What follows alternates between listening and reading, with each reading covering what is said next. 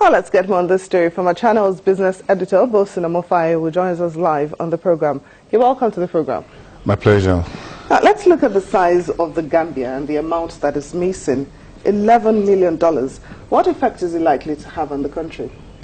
I think when it is confirmed that the money is actually missing, then we'll begin to find out what the ramifications are. But of course, for an economy this small size of the Gambia, $11 million, even by today's international dollar exchange rate and value, is a lot of money.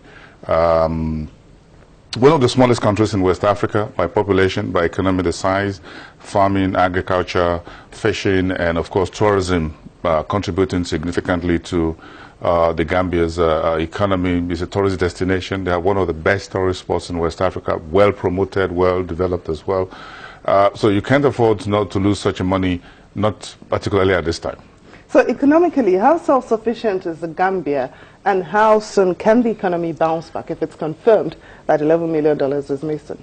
If you look at 22 years of Yahya Jammeh's administration, how much gain had this country made? It's not when you talk about West Africa and you talk about the Gambia, the first thing your mind goes to is tourism. And at a particular point, some few years ago, Nigeria was working with the Gambian authorities to see how the Gambia can help Nigeria develop its tourism sector. And at that point, about 3 years ago, I spoke with the official in charge of Nigeria's Tourism Development Corporation in London.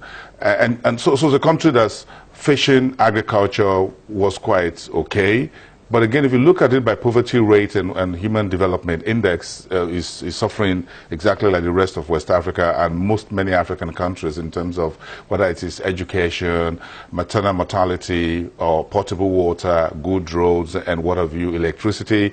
There's a country that, if you're not carefully looking at an IMF situation or on your hand, that will have to rebuild the country after 22 years. What new policies had Yahya Jammeh put in place? I'm not sure anyone can see any of that on the table. But it was riding on the back of the fact that the tourism sector, ab initio, was good, was solid, was a good revenue generation, and tourists will always go there any day, anytime. So what do you expect Adama Barrow's presidency to bring on Gambia's economy, which is dominated by farming, fishing, and tourism?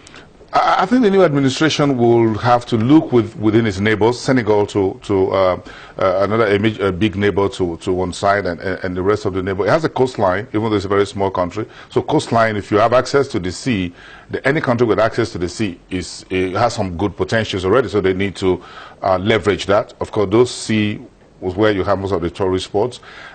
In terms of agriculture, in terms of what it can produce, and in terms of mineral resources, if you look at Guinea and Equatorial Guinea, not too far from Gambia, and you look at the mining resource relationship between Senegal and Guinea that will go by rail across that region, perhaps that will benefit the Gambia in the middle, sitting somewhere between Guinea and Sierra Leone and Senegal. It's a region that is also rich in mineral resources.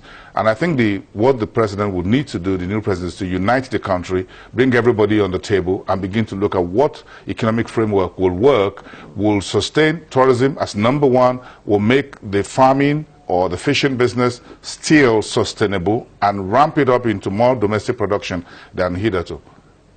All right, Bosin Omofai, thank you so much for joining us on Network Africa. My pleasure. Thank you.